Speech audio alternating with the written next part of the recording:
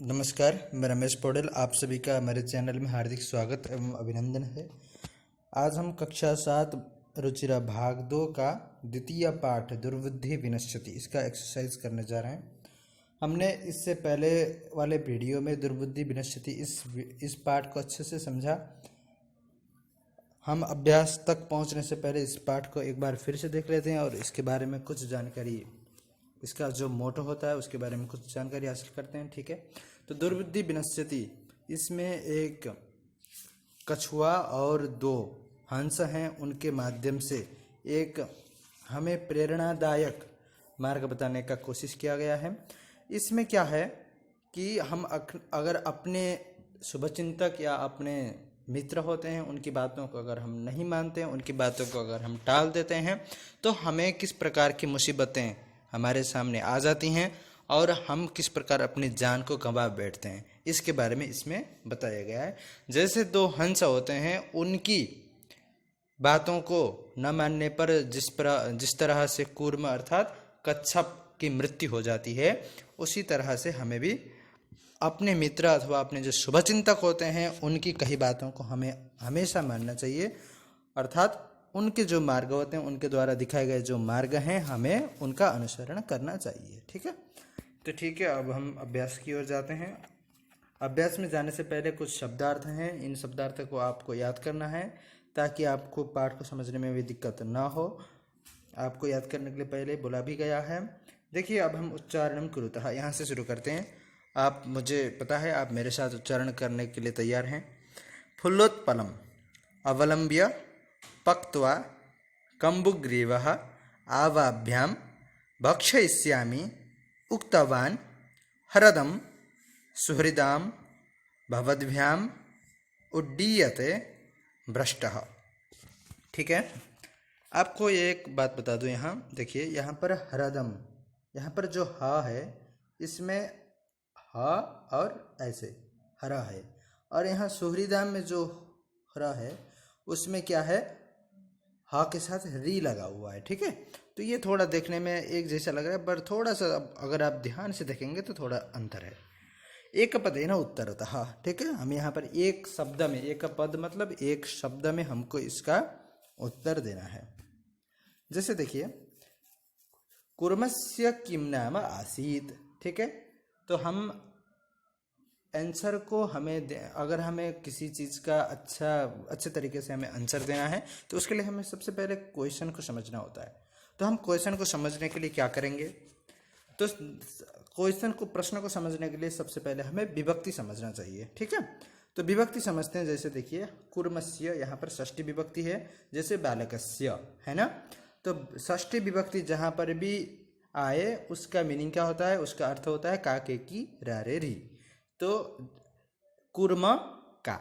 ठीक है, किम नाम, किम क्या, नाम आसीत, क्या नाम था, तो कुंभ का नाम था कम्बुग्रीवा। ठीक है, आपको यहाँ पाठ से भी दिखा सकते हैं, है ना। कम्बुग्रीवा नाम आसीत देख सकते हैं, ये यहाँ पर शुरू में दिया गया है ना। तो कम्बुग्रीवा नाम कहा। ठीक है, तो आपको बस कम्बुग्रीवा इतना ही लिखना है, क्योंकि एक पद से उत्तर देना है, तो कम्बुग्रीवा।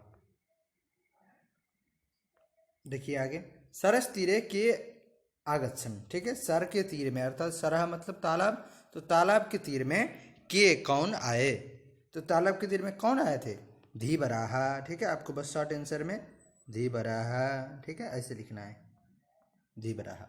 अब कूर्मः केन मार्गेण अन्यत्र गंतुम इच्छति, जो कूर्म है वह केन अर्थात किस मार्गेण, किस मार्ग द्वारा, अन्यत्र और जगह, गंतुम जाने के लिए इच्छित था, जाना चाहता था। तो हम इसका आंसर क्या लिखेंगे, आकाश मार्गेण। ठीक है, बस शॉर्ट आंसर लिखना है, तो आकाश मार्गेण। ओके, अब देखिए, लंबमानम कूर्मम दृष्ट्वा के अधावन। लंबमान मतलब लटकता हुआ, है ना, तो उस कूर्म को देखकर के अधावन, कौन थे जो दौड़े, तो पौराहा। ठीक है, तो पौर जो लोग थे, मतलब पौराहा का मतलब उस पुर के निवासी, पुर मतलब नगर, उस नगर के जो निवासी थे वो भागे। अब देखिए आगे, अधोलिखित वाक्यानि कः कम प्रति कथयति इति लिखा था। अधोलिखित जो वाक्य हैं ये कौन किसके प्रति कह रहा है हमें लिखना है। तो कः कथयति और कम प्रति कथयति यहाँ दिया है। जैसे यथा एक एग्जाम्पल भी दिया है आपको, प्रातः यद उचितम तत् कर्तव्यम। प्रातः प्रातः काल में यद जो उचित है उसे करना चाहिए, है ना। तो यह किसने कहा है, तो हंसौ अर्थात दो हंसों ने कूर्मम प्रति। तो ये दो हंसों ने कूर्म के प्रति इस वाक्य को कहा है, दो हंसों ने कूर्म के प्रति। अब देखिए ख में है अहम भवद्भ्याम सह आकाश मार्गेण गंतुम इच्छामि। तो देखिए इसमें अहम में भवद्भ्याम आप दोनों के साथ सह आकाश मार्गेण आकाश मार्ग द्वारा गंतुम इच्छामि जाना चाहता हूँ। तो ये किसने कहा है, सीधी बात है कूर्म जाना चाहता है ना। तो कूर्म ने कहा है किसको, हमसौ प्रति। आप ऐसे लिखेंगे हमसौ और प्रति, ठीक है। तो कूर्मः हमसौ प्रति, कूर्म ने हमस के प्रति कहा है। अत्र कः उपाय, अत्र कः उपाय में किसने कहा, इसमें कि अगर मैं आप लोगों के साथ आकाश मार्ग से जाना चाहता हूँ, कूर्म ने तो कह दिया। उसके बाद हंस बोलते हैं ना कि इसमें क्या उपाय है, तो हंसौ कूर्मम प्रति। इसमें आपको सेम इसी तरह लिखना है, हमसौ हमसों ने कूर्मम प्रति, ठीक है। बस इसको लाके यहाँ रख दो और इसको लाके यहाँ रख दीजिए, ठीक है। अहम उत्तरम न दास्यामि। उसके बाद जब हंस बोलते हैं कि अगर तुम लटकते हुए जाओगे और तुमको देखकर लोग जब कमेंट करेंगे तो फिर अगर तुम अपना मुंह खोलोगे तो फिर तुम गिर जाओगे, मर जाओगे, इसलिए यहीं रहो। तो उसके बाद कूर्म बोलता है ना कि अहम उत्तरम न दास्यामि, तो मैं उत्तर नहीं दूंगा, क्या मुझे मूर्ख समझे हो, है ना। तो ये किसने कहा है, अहम उत्तरम न दास्यामि, तो कूर्म ने हमसौ प्रति, ठीक है। तो एक कूर्म ने हंस के प्रति कहा है। तो यूयम भस्म खादत, यूयम भस्म खादत कौन कहता है, ये भी वही कहता है, कूर्म ही कहता है ना कि तुम लोग भस्म हो जाओ। तो पर इसमें किसके प्रति कहा है, तो यह पूर्व के जो निवासी हैं, पौराण प्रति ऐसे लिखना है, पौराण, इसमें थोड़ा अंतर दिख रहा है ना, तो पौराण प्रति, ठीक है। तो कूर्म पौराण प्रति, जो कूर्म है उसने पूर्व के जो लोग हैं, पूर्व के निवासी हैं, उनके प्रति यह कहा कि तुम लोग भस्म हो जाओ, ठीक है बच्चों। अब देखिए आगे बढ़ते हैं हम। मंजूषातः क्रियापदम चित्वा वाक्यानि पूरयतः, ठीक है। मंजूषा है, उस मंजूषा से क्रियापद को चयन करके हमें वाक्य पूरा करना है, ठीक है। अब देखिए ये बहुत ही सरल है। देखिए 4 नंबर का प्रश्न है ना, हंसाभ्याम सह। अगर हम इसको सही से मिलाएंगे उसके लिए हमें सबसे पहले इसका मीनिंग समझते हैं। देखिए अभिनंदति मतलब होता है स्वीकार करना या उसकी अपने आप को ले लेना, है ना, प्रशंसा करना। उसके बाद भक्षयिष्यामि मतलब खाएंगे, इच्छामि मतलब चाहता हूँ, वदिष्यामि बोलूँगा, उड्डीयते उड़ता है, प्रतिवसति स्म मतलब रहता था अर्थात निवास करता था। तो देखिए हंसाभ्याम सह कूर्मोपि, हंस के साथ कूर्म क्या करता था, बताइए। हंसों के साथ, दो हंसों के साथ कूर्मोपि उड्डीयते, है ना। चलिए आपको देखिए हंसों के साथ कूर्मोपि उड्डीयते, कूर्म भी उड़ता था, ठीक है। तो उड्डीयते हुआ एक में। और अहम किंचिदपि न, मैं कुछ भी, किंचिदपि मतलब कुछ भी, न वदिष्यामि, है ना, मैं कुछ भी नहीं बोलूँगा, ये हुआ 2 नंबर में। यह हितकामानं सुहृदां वाक्यम न अभिनंदति, ठीक है। अर्थात जो हितकाम अर्थात हितचिंतक तथा सुहृद मतलब मित्रों की बातों को नहीं सुनते, अभिनंदति न अभिनंदति अर्थात नहीं स्वीकारते, ठीक है। एक कूर्म अपि तत्रैव, एक जो है कूर्म अपि, कूर्म भी तत्रैव वहीं पर प्रतिवसति स्म, ठीक है, रहता था। तो ये हुआ 4 में, ये हुआ था 3 में, है ना। उसके बाद अहम आकाश मार्गेण अन्यत्र गंतुम, मैं आकाश मार्ग द्वारा अन्यत्र और जगह जाना चाहता हूँ, ठीक है, इच्छामि। तो 5 में ये हो गया। उसके बाद वयम गृहम नीत्वा कूर्मम भक्षयिष्याम, वयम हम लोग, गृहम नीत्वा घर में ले जा करके, कूर्मम कूर्म को भक्षयिष्यामि खा जाएंगे, ठीक है। तो ये भक्षयिष्यामि हुआ 6 नंबर में, ठीक है। देखिए अब आगे बढ़ते हैं। पूर्ण वाक्य न उत्तरतः, इसमें हमें पूर्ण वाक्य के साथ उत्तर देना है। तो कच्छपः, देखिए कच्छपः कुत्र गन्तुम् इच्छति। देखिए जब हम किसी भी प्रश्न का पूर्ण वाक्य में उत्तर देते हैं तो सबसे पहले हमें उसमें प्रश्न मतलब किस शब्द के द्वारा हमें प्रश्नवाचक चिन्ह वहाँ पर दिख रहा है उसको हमें फाइंड आउट करना है, उसको हमें ढूंढना है, निकालना है। देखिए बहुत ही इजी तरीका है।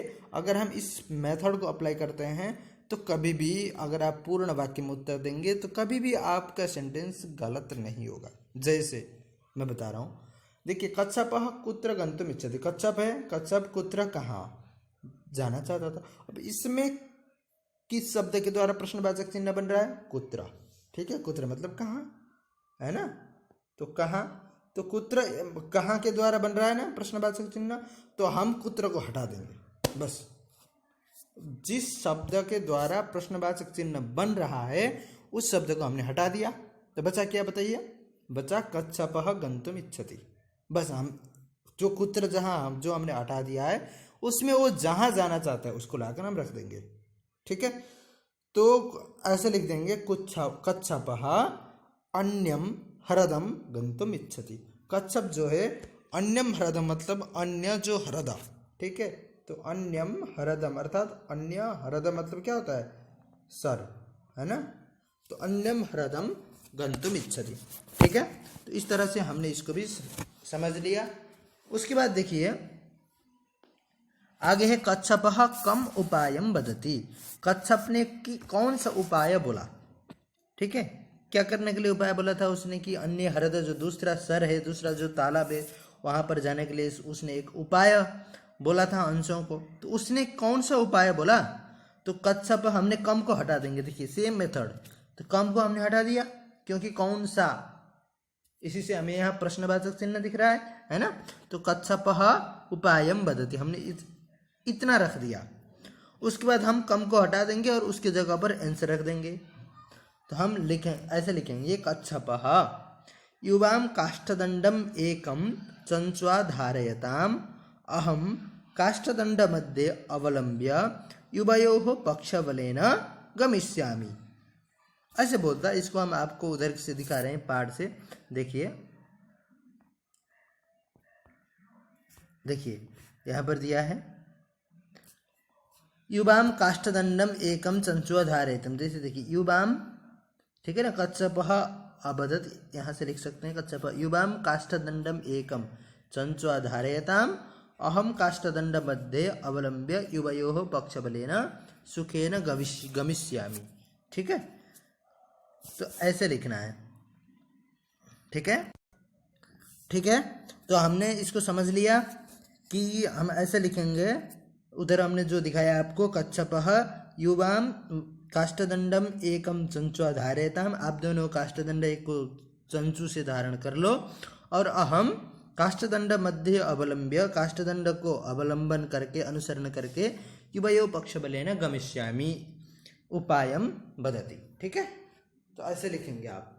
और गौ में देखिए लंबमानम कूर्मम दृष्ट्वा पौराः किम अवदन्। जो लंबमान कूर्म है मतलब लटकते हुए उस कूर्म को देखने के बाद जो उस पुर के निवासी थे उन्होंने क्या बोला, क्या कहा? तो हम देखिए यहाँ पर सबसे पहले प्रश्नवाचक चिन्ह बन रहा है किम शब्द के द्वारा, है ना। तो हमने इसको हटा दिया।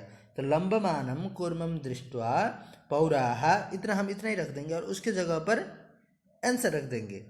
क्या रख देंगे? हम हो महदाश्चर्यम हंसाभ्याम सह कूर्मोपि उड्डीयते। ठीक है, तो इसका उत्तर आप देखिए यहाँ पर देख सकते हैं।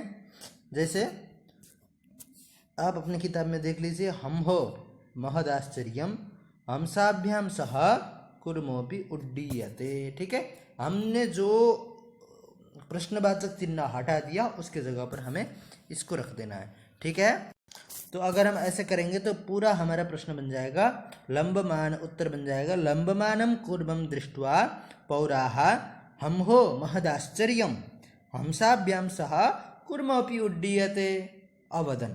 ठीक है, इसके बाद अगर आप इति अवदन् लगा देंगे तो और भी अच्छा बन जाएगा। घ का प्रश्न है कूर्मः मित्रयोः वचनं विस्मृत्य किम अवदत्। कूर्म ने अपने जो दो मित्र थे हंस, उनके वचनों को भूलकर विस्मृत्य किम अवदन्, उन्होंने क्या बोला। ठीक है, तो हम यहाँ पर देखिए, यहाँ पर भी प्रश्नवाचक जो चिन्ह है वो क्या है, किम। ठीक है, तो हमने किम को यहाँ पर भी हटा दिया। तो कूर्मः मित्रयोः वचनं विस्मृत्य, कूर्म अपने मित्रों के वचन को भूलकर यूयम भस्म खादत अवदत्। ठीक है, यूयम भस्म खादत, ठीक है, तुम लोग भस्म हो जाओ, ऐसे बोला था ना। यूयम भस्म खादत, तो इति अवदन्, इति भी लगा सकते हैं आप। अगर नहीं लगाए तो यूयम भस्म खादत अवदत्।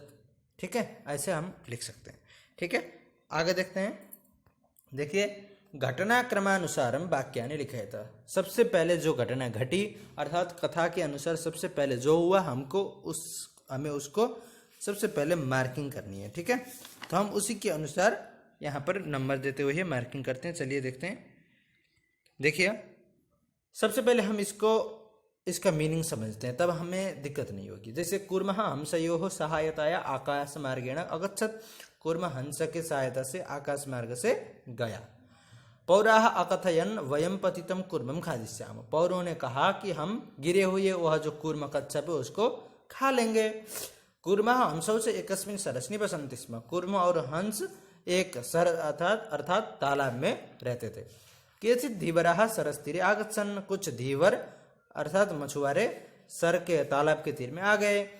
कूर्मः अन्यत्र गन्तुमिच्छति स्म, कूर्म कच्छप और जगह जाना चाहता था। लंबमानं कूर्मं दृष्ट्वा पौराः अधावन्, अर्थात लंबमान वह लटकते हुए कच्छप को देखकर पुर के निवासी दौड़े। कूर्मः आकाशात् पतितः पौरैः मारितश्च, कूर्मः आकाश से गिर गया और उस पुर के जो निवासी हैं उनके द्वारा मारा गया। ठीक है, और वयम स्वः मत्स्य कूर्मादीन मारिष्याम, और हम कल क्या करेंगे, उन जो मत्स्य और कूर्म है उनको मारेंगे। देखिए, अब हम इसको सबसे पहले देखते हैं। देखिए, सबसे पहले एक नंबर में आता है गौ। ठीक है, हाँ, कूर्मा और हंस एक तालाब में रहते थे। उसके बाद आएगा आपका घ। देखिए, केचित् धीवरा सरस तीरे आगच्छन्, कुछ जो धीवर हैं सर के तीर में आ गए अर्थात तालाब के तीर में आ गए। ठीक है, ये हुआ 2। उसके बाद आगे बढ़ते हैं। देखिए, 3 नंबर में आपका आएगा, देखिए, वयम स्वः मत्स्य कूर्मादीन मारिष्याम इति धीवरा अकथयन्, ज वाला। ठीक है, ये आएगा 3 में। उसके बाद मतलब कल हम मत्स्य और कूर्म को मारेंगे। उसके बाद मत्स्य कूर्म को मारने की बात होती है। उसके बाद क्या होता है कि जब ये बात सुनता है तो कूर्मः अन्यत्र गन्तुम् इच्छति स्म, कूर्म जो है वो और किसी जगह पर जाना चाहता है ना। तो ये 4 में आ गया। जब वो और किसी जगह जाना चाहता है उसके बाद क्या होता है, तो कूर्मः हंसयोः सहायताया आकाश मार्गेण अगच्छत्, कूर्म हंस के सहायता से आकाश मार्ग से और जगह गया। तो ये 5 नंबर में आ गया। ठीक है, उसके बाद जब और जगह जा रहा होता है तब क्या होता है, तो लंबमानम कूर्मम दृष्ट्वा पौरा अधावन, है ना। तो लंबमान वह जो कूर्म था अर्थात तो कच्छप था, लटकते हुए कच्छप, उसको देखकर पौरा अर्थात जो पुर के निवासी हैं वो अधावन मतलब दौड़े। ठीक है, तो ये हुआ 6 नंबर में। ठीक है, उसके बाद 7 नंबर में क्या होगा, देखिए, जब वो दौड़ते हैं तो वो क्या कहते हुए दौड़ते हैं कि पौरा अकथयन् वयम पतितम कूर्मम खादिष्याम, पुर के निवासी जो लोग थे उस नगर के निवासी उन्होंने कहा कि हम उस गिरे हुए जो कच्छप कूर्म है उसको खा लेंगे। ठीक है, तो ये हुआ आपका 7 नंबर में, है ना। उसके बाद कौन सा बचा है, जो आप बचा है देख सकते हैं, है ना, बचा है 6 वाला, कूर्मः आकाशात् पतितः पौरैः मारितश्च, जब वो आकाश से गिर गया तो पौरैः ही उस नगर के जो निवासी थे उन लोगों ने उसको मार दिया। तो ये हुआ 8 नंबर में। ठीक है, तो इस तरह से हमने क्रम इसका मिला दिया। आगे बढ़ते हैं। देखिए, अब यहाँ पर ये कथा दी हुई है। ठीक है, एक कहानी है, इसको हमें यहाँ पर मंजूषा में कुछ शब्द दिए गए हैं उनके माध्यम से पूरा करना है।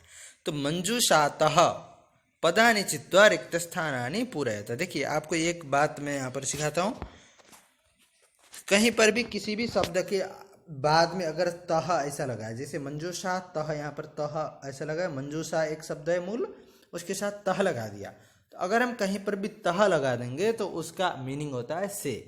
जैसे मंजूषातः अर्थात मंजूषा से, जैसे घर से विद्यालय जाता हूँ, मैं घर से विद्यालय जाता हूँ, तो हम गृहतः विद्यालयम गच्छामि, तो मैं घर से, ठीक है, और विद्यालय से घर, तो विद्यालयतः, ठीक है। जहाँ पर भी हम अगर तह लगा देंगे तो उसका अर्थ से होता है, सामान्य रूप से आप इसको समझ सकते हैं। अब देखिए हम इस कहानी को पूरा करते हैं। देखिए, जलाशयम अचिंतयत वृद्धः दुःखिताः कोटरे वृक्षस्य सर्पः आदाय समीपे, ठीक है। इतने शब्द हैं, इनको हमें कहानी में भरना है।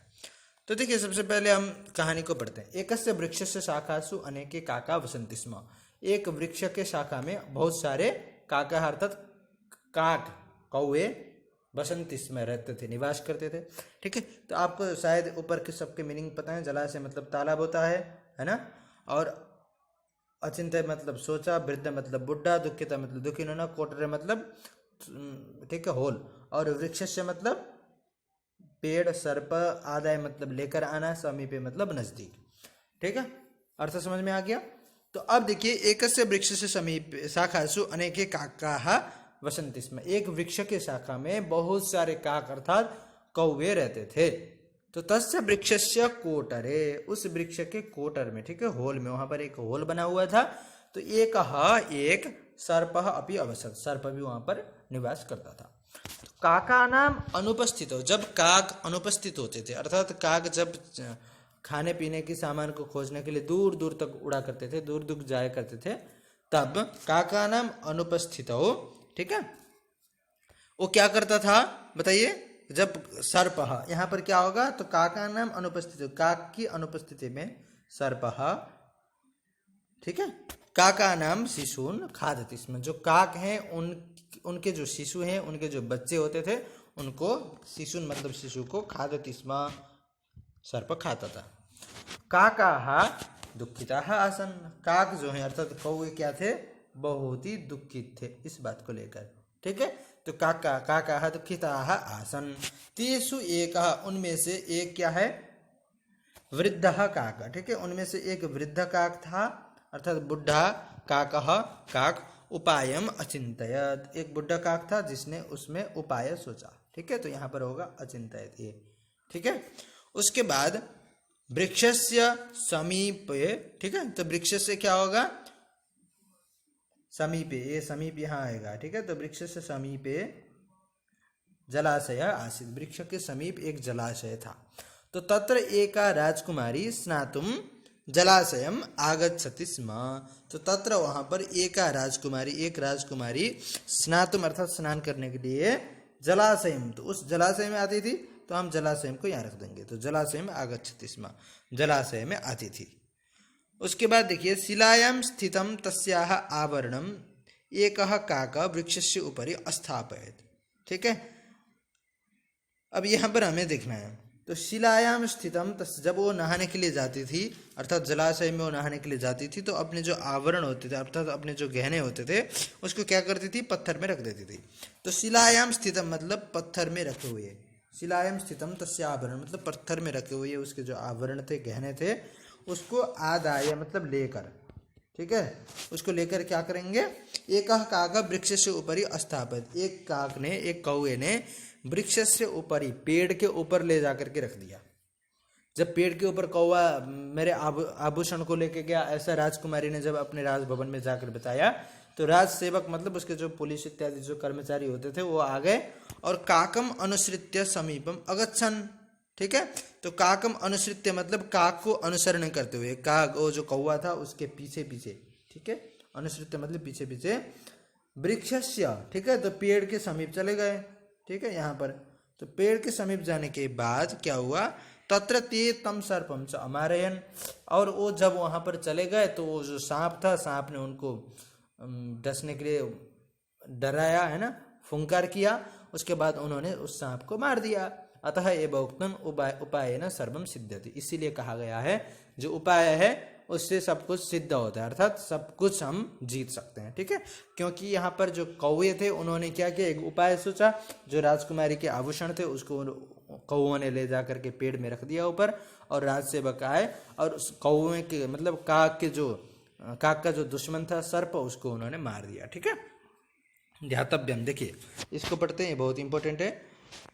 देखिए, इयम कथा पंचतंत्रम इति ग्रंथात् संपादितम कृत्वा उद्धृता। यह जो कथा है पंचतंत्रम, इस ग्रंथ से संपादितम अर्थात एडिट करके लिया गया है।